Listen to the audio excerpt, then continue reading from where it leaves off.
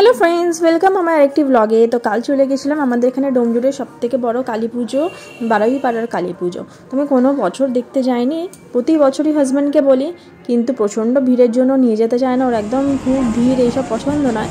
কিন্তু কালকে ওর মানে বন্ধুরাও ফোন করলো করলো বললো যে কি না চলে এসো, অনেক করে বলতে, তারপর আমি না নিয়ে চলো বলার পর নিয়ে গিয়েছিলো। তো আমরা যখন গিয়ে পৌঁছেছি প্রায় 8:30 পৌনে 9টা, তখন সব প্রসেশন বেরিয়ে গেছে, মানে ঠাকুর আনতে যাওয়ার জন্য। আমরা একটা দুটোই দেখতে পেয়েছিলাম। তো তারপরে ওটা হচ্ছে ঠাকুরকে মানে মাকে নিয়ে আসবে, তারপরে আবার পিছন প্রসেশনগুলো আসবে। তো সেই জন্য দাঁড়িয়েছিলাম।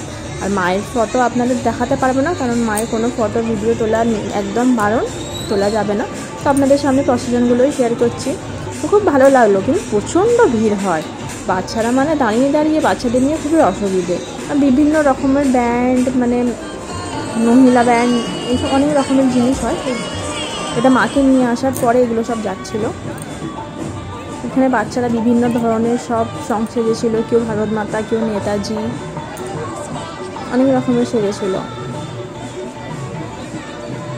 প্রথমবার গেলাম, প্রায় মানে বাড়ি থেকে বেরিয়েছিলাম 7টার সময়। ওদের বাড়িতে গেলাম, একটু বসলাম, তারপর এখানে এসেছিলাম 8:30টার সময়। বাড়ি ফিরতে প্রায় 12:30 বেজে গেছে আমাদের। এই পুজো দেখার জন্য সারা ডোমজুড়বাসী অপেক্ষা করে থাকে।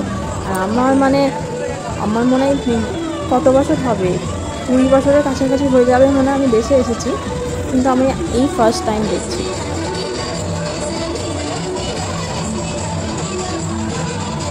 বিভিন্ন ব্যান্ড তো ছিল, তার সাথে বাচ্চাদের নাচ অনেক কিছু ছিল। জানি এই ভিডিওটায় কপিরাইট পাবো, কিন্তু কিছু ভিডিও এমন থাকে যে অরিজিনাল সাউন্ড না থাকলে সেই ভিডিওর মানে মজাটাই একদম ফিরে হয়ে যায়। মহিলা ঢাকিরা ছিল, এই ফার্স্ট টাইম দেখলাম। টিভিতে বা ফেসবুকে এইসবই দেখি মহিলা ঢাকি, এখানে ফার্স্ট দেখলাম। তারপরে একটু মস্তি করে নিয়েছিলাম, দেখতে হাঁপিয়ে গেছি, বসে পড়েছি সব। আর পুচকু দেখুন না, ও তো আনন্দের শেষ নেই, মস্তি ফুল মুডে আছে।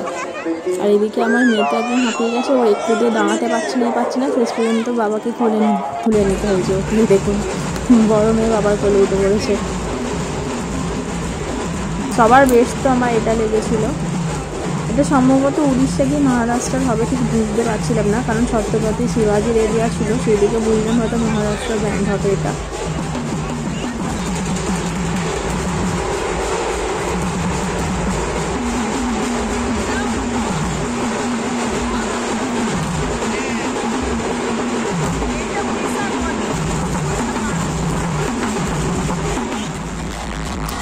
আর ব্যান্ড এসব থাকবে আর ডিজে থাকবে না, এটা তো হতেই পারে না। মানে ছেলেদের নাচার জন্য দেখুন ডিজে ফুল মানে নাচ।